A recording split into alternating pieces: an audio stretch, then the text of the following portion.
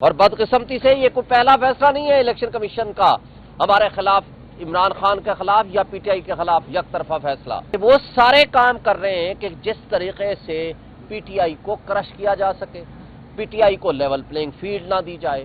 PTI के खिलाफ हर वो फैसला बड़े अफसोस से कहना पड़ता है जो खिलाफ आइन भी है और खिलाफ कानून भी है, वो फैसला फरमा रहे हैं। अगर आपने भी एक तरफा फैसलों को की एक रिवायत कायम करनी है, अगर आपने इंसाफ का कत्ल करना है, तो ये आइन की बालादस्ती नहीं है, ये आइन की खिलाफ वर्जी है। तो वो कह रहे थे कि नहीं हम मसरूफ थे कुछ और मामलात में। भाई अगर आप मसरूफ थे तो हमें बता दें हम किस जगह से लेने जाएं, क्या आपके घर लेने आए? ये अल्फाज भी हमने उनको कहे। आज इमरान खान के खिलाफ जो तौहीन इलेक्शन कमीशन की प्रोसीडिंग्स चल रही थी, उसमें इलेक्शन कमीशन ने यह फैसला कर दिया है कि 13 दिसंबर को जेल ट्रायल में वो जाएंगे और उसका जेल ट्रायल होगा। लेकिन बदकिस्मती की बात है कि आप सबके सामने, मीडिया के सामने पिछली 2 तारीखों पे हमें कहा गया कि हम आपको दी जाने वाली रिपोर्ट मिनिस्ट्री ऑफ इंटीरियर की एंड लॉ मिनिस्ट्री की आपको प्रोवाइड करेंगे, उसके बाद आर्गूमेंट्स होंगे और फिर फैसला होगा कि हमने जेल ट्रायल की तरफ जाना है या नहीं जाना और क्या फैसला करना है।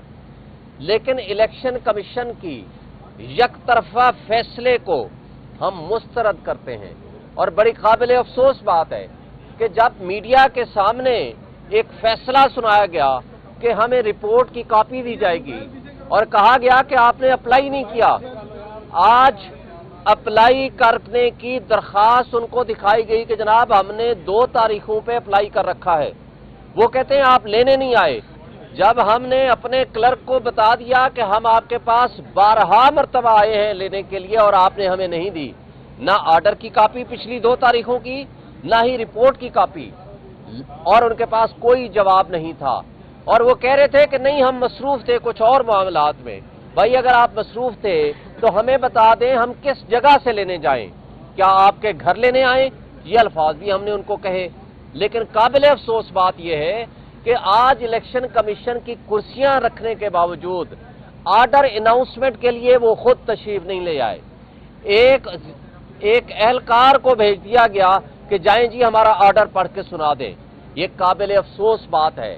अगर आपने इंसाफ का कत्ल इस अंदाज से करना है, अगर आपने भी सुने बगैर फैसले करने हैं, अगर आपने भी एक तरफा फैसलों को की एक रिवायत कायम करनी है, अगर आपने इंसाफ का कत्ल करना है, तो ये आइन की बालादस्ती नहीं है, ये आइन की खिलाफ वर्जी है। मैं खुद इसमें हर तारीख में पेश होता रहा हूं और मैंने कहा है कि मुझे रिपोर्ट्स दें, अगर कोई कॉन्फिडेंशियलिटी है तो मुझे बताएं। उन्होंने कहा है कोई कॉन्फिडेंशियल रिपोर्ट नहीं है, हम उसकी कॉपी देंगे और उसके ऊपर आपके आर्गूमेंट सुनेंगे और फिर फैसला करेंगे। लेकिन ये एक तरफा फैसला हमें सुना दिया गया और बदकिस्मती से ये कोई पहला फैसला नहीं है इलेक्शन कमीशन का हमारे खिलाफ, इमरान खान के खिलाफ या पीटीआई के खिलाफ एक तरफा फैसला।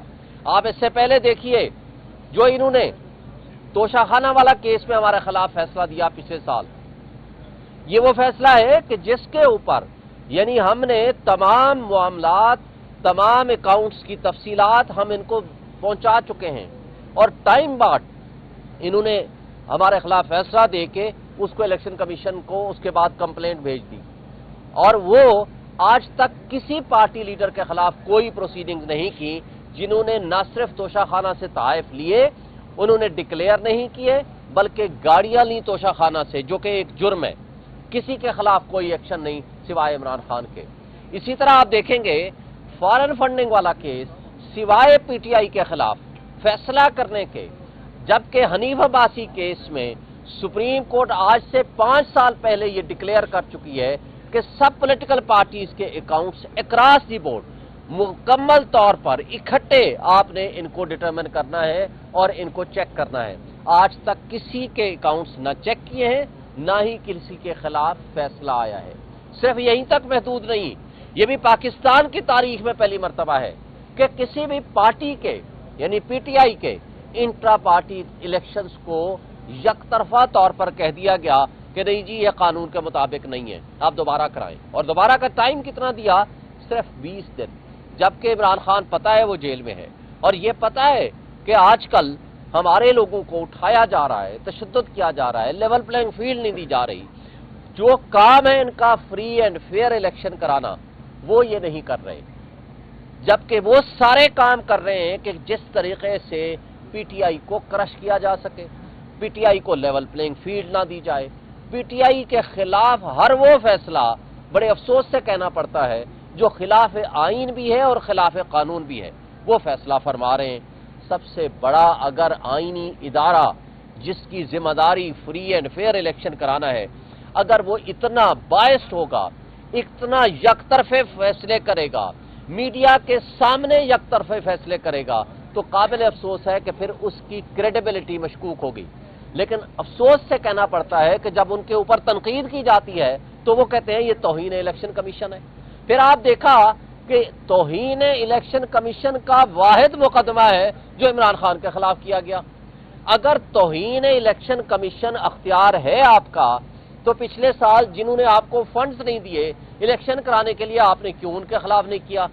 جنہوں نے آپ کو کہا کہ ہم آپ کا الیکشن نہیں ہونے دیں گے 90 ڈیز میں، آپ نے کیوں ان کے خلاف ایکشن نہیں لیا؟ جب سپریم کورٹ نے کہا کہ آپ 90 ڈیز میں الیکشن کرائیں تو آپ نے نہیں کرائے، اور آپ نے بہانہ یہ کیا کہ جناب ہمارے پاس فنڈز نہیں ہے، نفری نہیں ہے، تو آپ نے منسٹری آف ڈیفنس کے خلاف کیوں نہیں ایکشن لیا؟ تو توہین اگر کی پاور آپ کے پاس ہے تو کیا صرف یہ عمران خان کے خلاف استعمال کرنے کے علاوہ بھی کوئی ادارہ یا کوئی شخص ہے جس کے خلاف آپ نے استعمال کرنا ہے؟